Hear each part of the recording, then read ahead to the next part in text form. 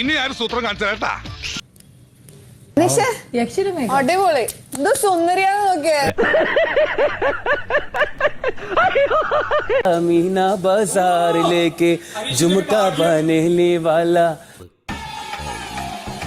വന്നൊരു ഗസ്റ്റ് ശോഭ മേഡം രീതിയിൽ എന്നെ ഹരാസ് ചെയ്തു. ദൈവമേ, മൂർഖനെയാണല്ലോ ചവിട്ടിയത്. ഇവനൊക്കെല്ലാമേ തെരിച്ചു പോച്ചാ. എന്ന നിലയില് അവർ കൃത്യമായിട്ട് ആര് പറയുന്നു? ഞാൻ കേട്ടിട്ടില്ലല്ലോ.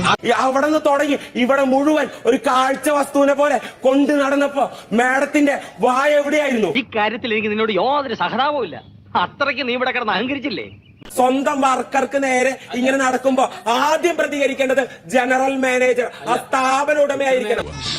പണി പിന്നെയും പാളി. ഇത് വടി കൊടുത്ത് അടി വാങ്ങുന്ന പരിപാടിയാണല്ലോ ബാബു. ഒരു മനുഷ്യനെ എത്രമാത്രം അപമാനിക്കാവോ അത്രമാത്രം അപമാനിച്ചു കഴിഞ്ഞു. നിങ്ങൾ ഒരു വാക്ക് മിണ്ടിയില്ല. എന്നെ ചവിട്ടി മെതിച്ചാലും ഒരിക്കലും ഞാൻ തളരില്ല. അതോ ഓർത്ത നിങ്ങൾക്ക് നല്ലത്. ഇവനൊക്കെ എന്ത് ചെയ്യണമെന്നറിയാവോ?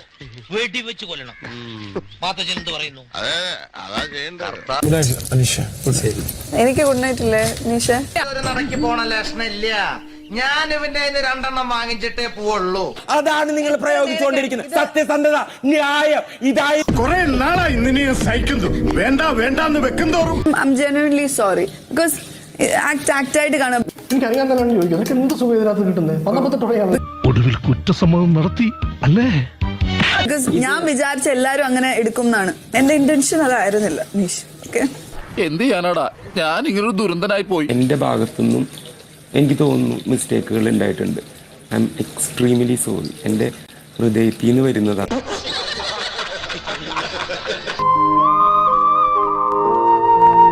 സബ്സ്ക്രൈബ് ചെയ്തേക്കണേടാ. പൊന്നു മോനെ.